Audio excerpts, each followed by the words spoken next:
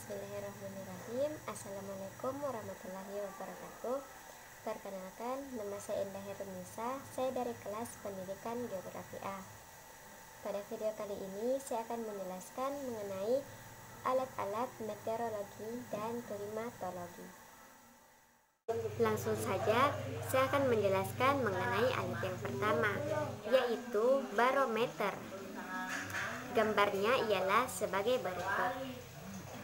Fungsi dari barometer adalah digunakan untuk mengukur tekanan udara dan digunakan dalam peramalan cuaca. Cara penggunaannya, jika tekanan udara yang tinggi menandakan cuaca yang sedang bersahabat, dan sedangkan tekanan udara yang rendah menandakan kemungkinan akan terjadinya badai. Kelemahannya, alat ini hanya bisa digunakan di lab atau stasiun pengamatan cuaca, tidak mudah dipindahkan, dan sedikit sulit untuk dibaca. Yang kedua adalah anemometer. Gambarnya adalah sebagai berikut. Fungsi dari anemometer ini adalah sebagai alat pengukur kecepatan angin dan besarnya tekanan angin tersebut. Satuannya meter per detik, kilometer per jam, dan mil per jam. Cara penggunaannya, anemometer harus ditempatkan di daerah terbuka. Pada saat tertiup angin, baling-baling atau mangkuk yang terdapat pada anemometer akan bergerak sesuai arah angin. Makin besar kecepatan angin meniup mangkok-mangkok tersebut, makin besar pula kecepatan perputaran angin piringan dari mangkok-mangkok. Dari jumlah putaran 1 detik, maka diketahui kecepatan anginnya.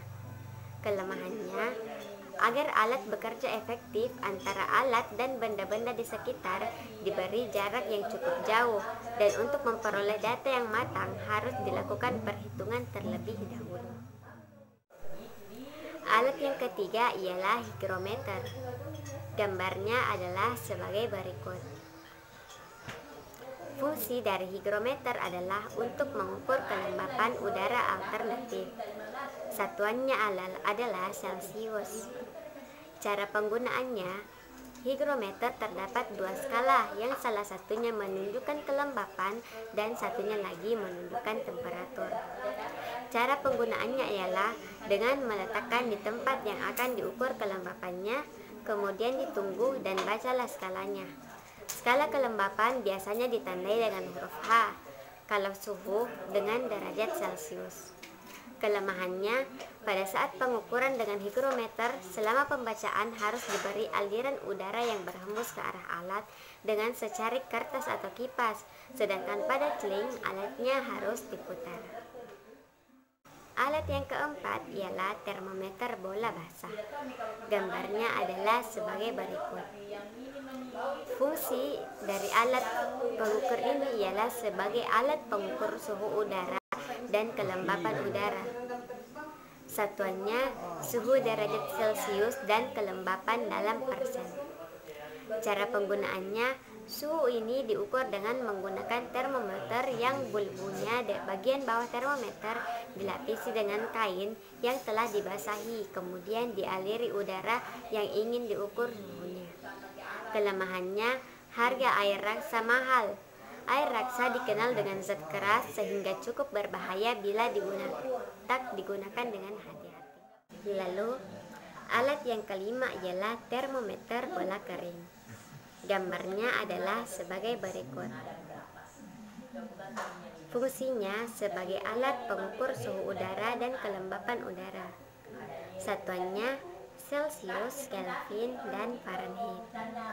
Cara penggunaannya, air raksa yang ada di dalam termometer akan mengembang ketika ia menerima panas dari media yang diukur, sehingga ia menunjukkan angka tertentu pada skala termometer. Kelemahannya, jika kita ingin mengukur suhu udara dengan termometer basah, maka terjadi perpindahan kalor dari udara ke buih termometer. Alat yang keenam adalah barograf. Gambarnya adalah sebagai berikut. Fungsi dari barograf sebagai alat pencatat tekanan udara secara otomatis. Satuannya adalah satuan milbar.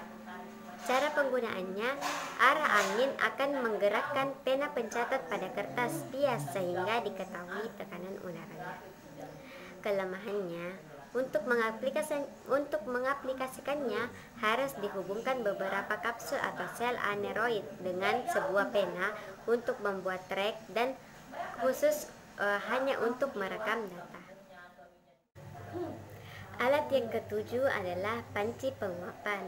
Gambarnya adalah sebagai berikut. Fungsi dari panci penguapan ini digunakan untuk mengukur penguapan yang terjadi pada suatu permukaan area tertentu seperti danau, waduk, sungai, dan lain-lain. Satuannya adalah milimeter. Cara penggunaannya, setiap pagi diukur ketinggian air pada panci yang berdiameter 120 cm dan temperatur dicatat dengan termometer apung. Mencatat angka pada termometer yang menunjukkan arah dan kecepatan angin. Hal ini bisa mewakili daerah Natar dan sekitarnya.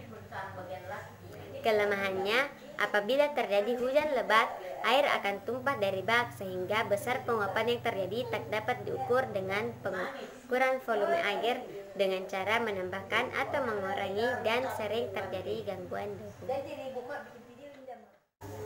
Demikianlah penjelasan saya mengenai alat-alat meteorologi dan klimatologi. Lebih dan kurangnya mohon dimaafkan. Wassalamualaikum warahmatullahi wabarakatuh.